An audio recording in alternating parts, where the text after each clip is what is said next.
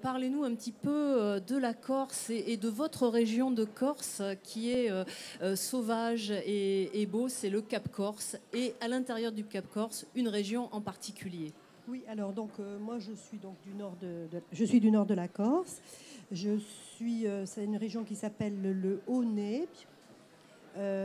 Plus bas, vous avez le Nebbio avec Saint-Florent. Ensuite, il y a un petit peu plus de l'autre côté du Cap, il y a Bastia. Voilà. C'est une région qui est sauvage, qui est protégée, où il n'y a pas de vent, pratiquement pas, et où tout est calme. Voilà.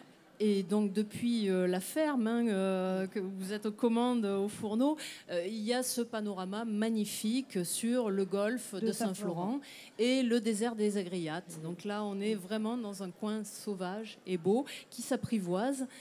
Comme votre cuisine, je pense, c'est une cuisine qu'il faut apprivoiser, qu'il faut apprendre à connaître. Donc on va le faire ensemble. Oui. Voilà. Alors c'est vrai, quand on parle de la Corse, on a tendance à penser à la mer, mais votre territoire à vous, il est vraiment tourné vers l'intérieur. Hein. C'est une région de maquis et ça détermine aussi les produits que vous travaillez ensuite. Oui, alors contrairement à ce qu'on peut penser, nous les Corses d'avant étaient tournés vers l'intérieur. Et la mer, il fallait se protéger de la mer parce qu'il y avait l'envahisseur. Donc les gens étaient tournés vers l'intérieur. Et tous nos produits, c'est surtout à base de charcuterie, de porc, de viande, voilà. Voilà, tous les produits. Et après, avec tous les parfums du maquis, évidemment. Hein, voilà, oui. Toutes il les faut saveurs. Rajouter ça. Voilà, c'est important. Alors, dans ce paysage magnifique que vous nous avez décrit, il y a cette ferme que vous avez entièrement rénovée de vos mains, hein, on peut le dire. Oui. Est-ce que vous pouvez nous la décrire? C'est un ensemble de bâtiments qui date de quelques siècles. Elle est 1600, donc du XVIIe siècle. C'est une véritable ferme, ce qui est rare en montagne en Corse, parce qu'il n'y en a pas. Et j'ai la chance de pouvoir y travailler et de pouvoir la montrer aussi aux gens qui viennent nous voir. Alors, ce qu'il faut dire, c'est que vous êtes issu d'une lignée de femmes qui étaient toutes en cuisine, avec des caractères bien trempés, dont vous avez hérité. Et c'est surtout que vous vous étiez dit, moi, la cuisine, c'est pas pour moi, ma vie, c'est autre chose. Alors, qu'est-ce que vous avez commencé par faire dans votre vie avant d'arriver à ce métier de chef? Bon, d'abord, je suis quelqu'un qui adore la cuisine, mais être assise à une table et déguster les plats des autres, j'aimais beaucoup. Et puis est arrivé des événements en Corse qui nous ont traités. Enfin, les gens pensaient qu'on était des fainéants, qu'on ne savait que faire que des histoires pas intéressantes. Alors, je voulais montrer qu'en Corse, on avait des gens qui travaillaient, qui savaient travailler beaucoup de choses. Alors, je me suis installée, j'ai créé donc la ferme et j'ai commencé à faire la cuisine et surtout la cuisine du terroir. Donc, vraiment, j'ai donné la Corse sans violence et gentiment. Donner des produits en recevant les gens comme étaient habitués de le faire, comme nos parents étaient habitués de le faire. Voilà. Vous êtes devenu chef malgré vous, en fait. Hein, ça a pris le dessus, mais parce qu'on va voir qu'il y a une histoire familiale très forte. Absolument. Mais c'était, voilà. Ça a pris vraiment le dessus. Et donc, oui, dans votre ferme, hein, alors j'ai pas l'accent, hein, Campo di Monte, dites-le. Campo di Monte, la ferme de Campo di Monte. Voilà. Donc, vous recevez vraiment à la Corse, hein, c'est-à-dire que vous tenez à garder l'authenticité. Alors, à titre d'exemple, il n'y a pas de terrasse chez vous. On peut certes profiter du panorama, mais on ne déjeune pas, on ne dîne pas en terrasse parce que ça ne se fait pas en Corse. Ça se faisait pas. Donc, comme je suis dans la tradition vraiment à 100%, nos parents ne dînaient pas à l'extérieur. La table, c'était sacré. Donc, il fallait vraiment s'installer et venir. Il n'était pas question de louper la minute quand tout le monde, le grand-père ou mon père se mettait à table. Tout le monde était installé. Il fallait y être. Il y avait un rituel à respecter. À respecter. Voilà. Oui. Et de la même manière avec des produits, il y a des produits que vous ne mettez pas sur... Enfin, de l'huile, par exemple, l'huile d'olive, vous ne l'utilisez pas dans la cuisine. Voilà, le pourquoi de l'huile d'olive, c'est-à-dire que maintenant, avec les huiles d'olive, il y a quand même une méthode, il y a un savoir-faire qui est très bien. Moi, j'aime l'huile d'olive, mais dans les temps, l'huile d'olive était rance. à l'époque de ma Oui, jeunesse. on la conservait Donc, pas. ils ne conservaient pas cette errance et on trouvait ça pas bon. Donc, ma grand-mère, maman, ne faisait pas de la cuisine avec de l'huile d'olive. Voilà, elle n'est pas intégrée dans Non, les recettes de famille non. que vous Non. pratiquez. Voilà, absolument. Voilà. Bon. Oui, parce qu'on ne savait pas la garder, c'est tout. Hein. Voilà. Alors, on en arrive à votre famille. Ce sont des histoires de femmes. C'est une lignée de femmes. La première dont vous parlez dans le livre longuement, c'est Pauline Marie. Oui. C'était votre grand-mère, d'une élégance absolue et fine cuisinière. Elle était entre deux mondes. Elle était dans la mode et dans la cuisine. Oui, donc ma grand-mère, qu'on appelait la Parisienne, ça voulait tout dire. Et donc elle était couturière, donc elle avait déjà des habits, elle faisait ses habits, elle était très élégante, donc bien habillée, élégante, belle femme, très important. Et elle avait comme une famille, elle avait 4 enfants, donc il fallait faire comme la cuisine, parce que dans les temps, on ne demandait pas à ce qu'on fasse la cuisine, il fallait la faire. Donc elle faisait de la très bonne cuisine, et cuisine saine, que des produits de chez nous. Quoi, voilà. Oui, ce qu'on dirait aujourd'hui bio ou achat de proximité, c'est naturel. Naturel. Avant, c'était vraiment bio. Maintenant, quand on dit bio, on a toujours un petit peu de doute, parce que ce qui tombe du ciel, on ne sait pas. Voilà. Ça, c'est vrai, on ne maîtrise pas tout. On maîtrise pas tout. Ouais. D'accord. Et donc, c'est elle qui a lancé cette lignée de femmes en cuisine avec ses propres recettes. Alors, quels étaient déjà les ingrédients qu'elle utilisait, les produits locaux? Les produits locaux. Donc, il y avait le jardin. Vous savez, dans des villages, parce qu'ils d'abord, ils habitaient Bastia. Ensuite, il y a eu la guerre. Ils sont montés, on monte au village. Et donc, mon grand-père avait fait son petit jardin. Il avait son jardin. Il avait la petite vigne, parce qu'ils faisaient leur vin, mais le vin n'était pas bon. On appelait ça la piquette. C'était pas bon. Donc, ils avaient des châtaigniers. Tout était récolté. C'était leur propre récolte. Oui, voilà. Et à proximité de votre région, il y a des vignobles quand même, maintenant qu'on connaît bien, patrimoine, avec des très bons vins qui vont avec votre cuisine. Donc, ces carnets de recettes de la grand-mère, ils sont allés jusqu'à vous. Hein. Vous puisez dans ces carnets. Absolument. Alors, est-ce qu'on peut donner quelques plats typiques Écoutez, moi, comme j'habitais Bastia, à la ville, on montait voir nos grands-parents et quand c'était la période du fromage, ils nous faisaient des beignets de fromage. Et on était impatients parce qu'il fallait que ça pose, la pâte pose un petit peu et 10 minutes, ça nous paraissait tellement long, mais c'était le beignet de fromage, c'était fabuleux pour nous, c'est souvenirs extraordinaires. Qu'on retrouve effectivement dans le livre. Alors les recettes sont classées effectivement. Hein. Il y en a qui relèvent de votre grand-mère et puis de votre propre mère, voilà, qui s'appelait Innocence, dite Inno. Oui, parce qu'Innocence c'est quand même un prénom assez dur à porter, mais en Corse il y en a beaucoup, donc ça ne choque pas. Mais donc on l'appelait Inno. Bon. Voilà. Et alors là, cuisinière instinctive, vous dites, Voilà, c'était quelqu'un qui avait quelque chose, elle pouvait vous faire n'importe quoi avec ce qu'elle avait sur place. Sur place. Donc inventer avec ce qu'elle avait sous la main. Elle n'inventait pas. Elle pouvait travailler sa recette avec ce qu'elle avait. Vous voyez, donc ça, on retombait toujours sur le traditionnel. Elle n'inventait pas un moment. Elle faisait. C'est-à-dire que je vous disais précédemment, c'est une dame. On arrivait, pour moi, mais je venais avec mes amis, on était 2. Elle nous recevait avec ce qu'elle avait. Elle faisait quelque chose, et on était 10. Elle toujours avec le sourire. Donc elle n'avait pas peur de faire ce qu'elle avait dans le réfrigérateur ou sur place ou dans le panier, elle faisait. À la fortune du pot. Voilà. Et donc c'était des prémices de table d'hôte parce que vous avez commencé votre activité dans cet esprit de ferme auberge, d'accueil à la ferme. Elle a lancé ça en fait. Oui, sans c'était empirique, mais c'était déjà ça. Voilà. Et donc, vous-même, vous êtes la 3e génération. On peut dire que vous préparez aussi la relève, déjà. Alors, votre fils travaille à vos côtés. Et la petite fille est déjà, les papilles déjà bien affûtées. Elle est déjà bien éduquée au niveau du goût. Alors, vous-même, est-ce que vous pouvez nous dire comment vous avez hérité de ce patrimoine familial, ce que vous y avez apporté, votre touche personnelle? Bon, d'abord, c'est vrai que quand on a été à bonne école, quand on a une bonne cuisine, tout ça, on est obligé de suivre.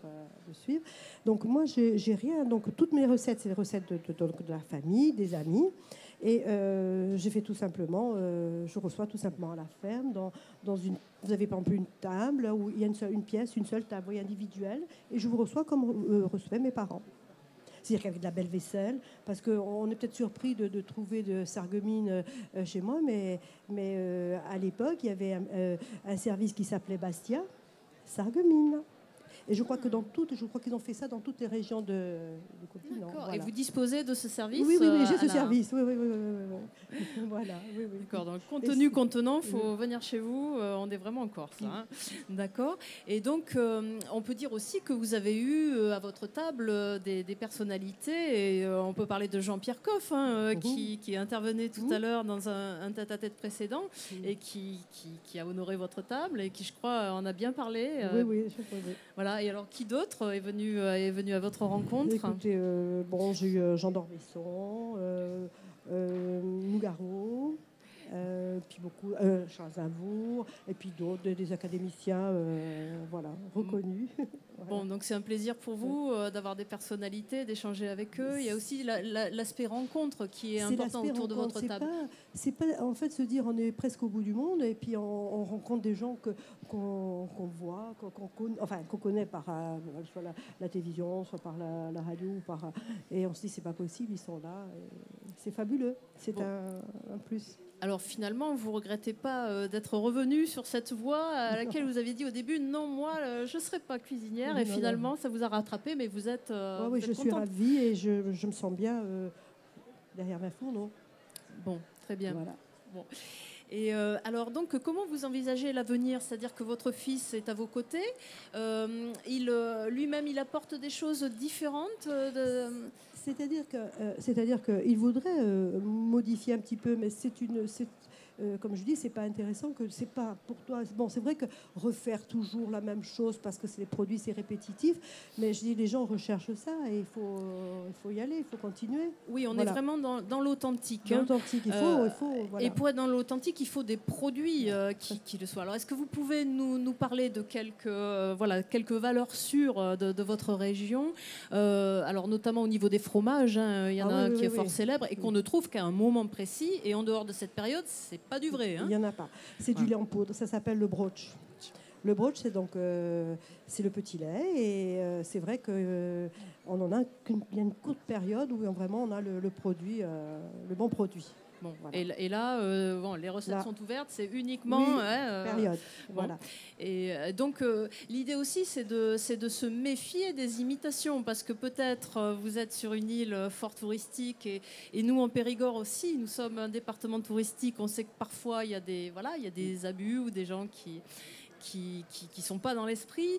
Donc, à quoi on reconnaît une belle table corse comme la vôtre? Déjà, donc on a un petit souci avec la charcuterie corse, où on a 85% du produit qui arrive d'ailleurs. Et oui. Donc, il faut connaître les gens qui font vraiment le produit corse. Bon, il faut, quand on rencontre un Corse, il va vous dire il faut aller là, mais il faut pas aller là. D'accord. Voilà, eux, ils donnent les bons tuyaux. Des adresses vraiment où on est sûr. D'accord. Donc vous avez vraiment vos fournisseurs attitrés. Ils sont à proximité. Ils sont vraiment dans votre région. Oui.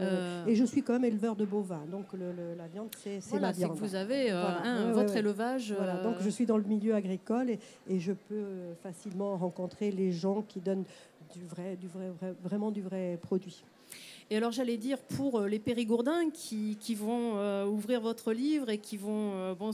ces recettes donnent envie. On se dit, mais nous, on n'a peut-être pas les bons produits ici. Alors comment faire? Est-ce qu'il y a des ajustements possibles? Est-ce qu'il y a des filières pour se procurer les bons produits corses? Ou est-ce qu'on peut adapter certaines de vos recettes avec nos produits à nous du Périgord? Oui, alors j'ai eu l'occasion de parler avec pas mal de gens sur le salon, et en me disant les produits corses, il y en a, mais c'est un petit peu cher. Effectivement, c'est cher.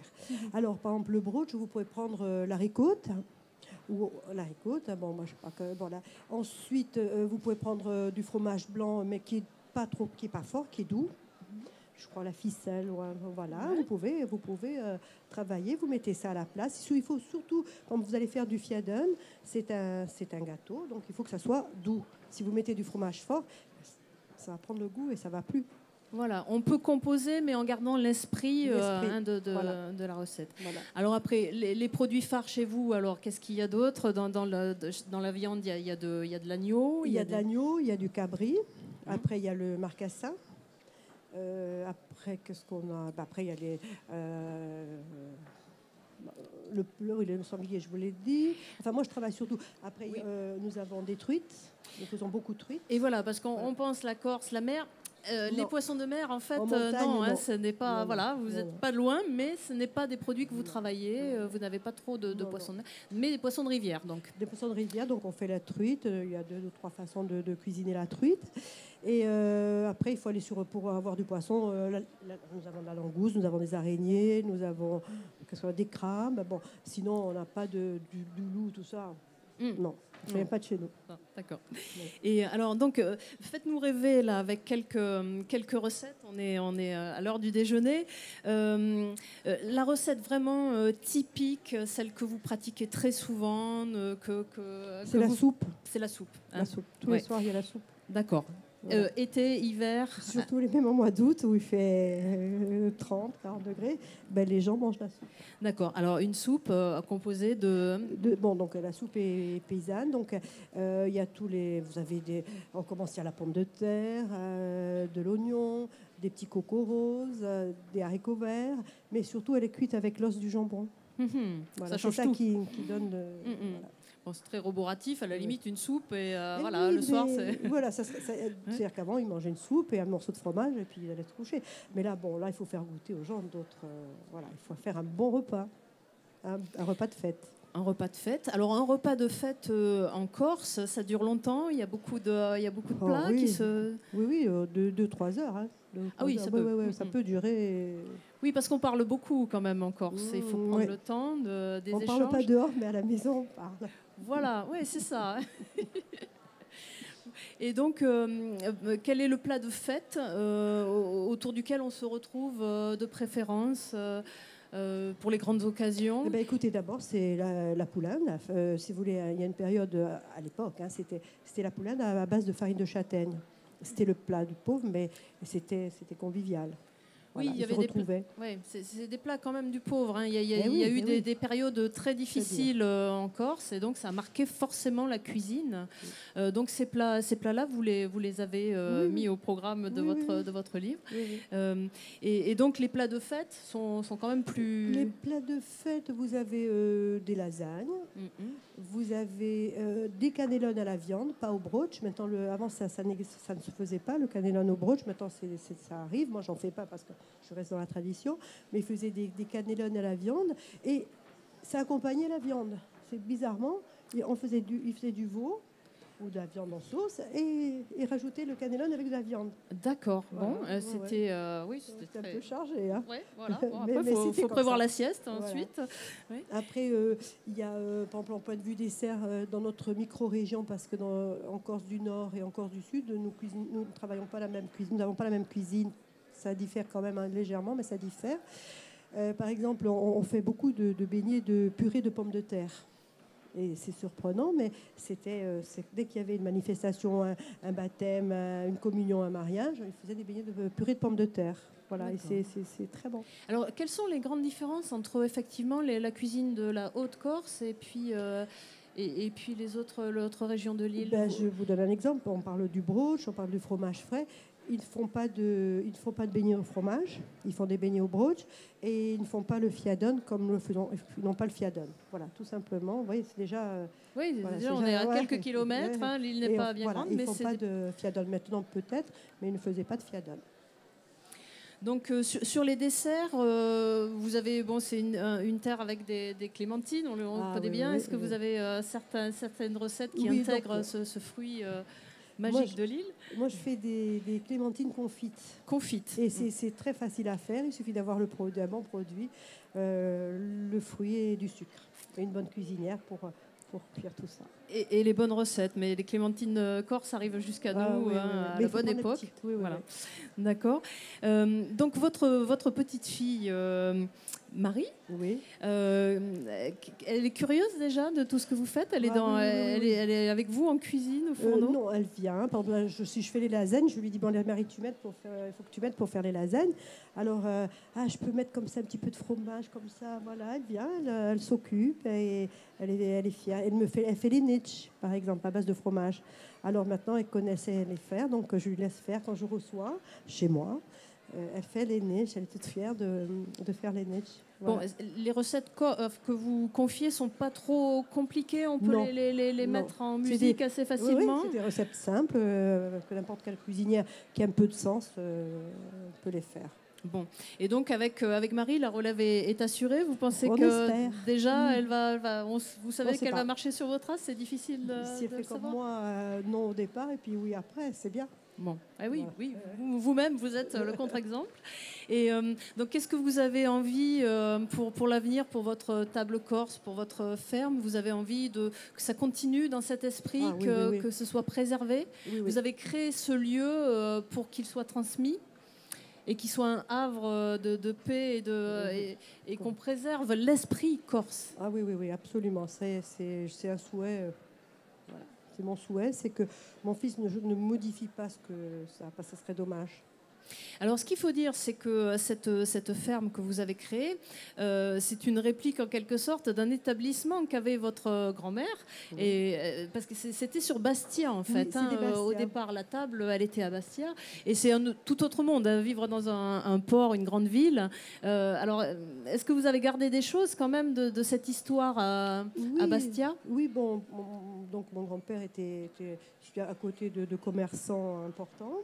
Et il venait chez ma grand-mère pour manger, justement, parce qu'il ne faisait pas ça à Bastia.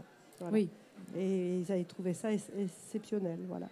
D'accord, c'était un autre esprit. Un autre esprit, c'est la cantine. Mm. On en appelait ça une cantine avant. Oui. Voilà. Ah non, ça n'a rien à voir. Voilà. C'est tout à fait le contraire, mais j'ai gardé tout ce qu'elle pouvait faire à la ferme. Voilà. Ça se réinterprète, vous dites je n'invente rien, mais en fait vous êtes toujours dans la même ligne que votre grand-mère. Toujours. D'accord. Donc vous n'avez pas l'impression d'avoir apporté des choses personnelles? Si, quand même, parce que bon, si vous voulez, non et oui. Parce que tout ce que je fais, je pense à ma grand-mère et à maman.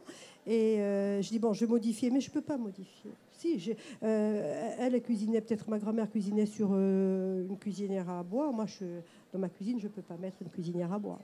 Oui, vous êtes adapté au niveau technique, en fait, voilà. Mais vous conservez l'esprit. L'esprit. Ouais, bon, j'ai pas de four à micro-ondes, ça c'est sûr. Ça non, ouais, d'accord. Proscrit. Non.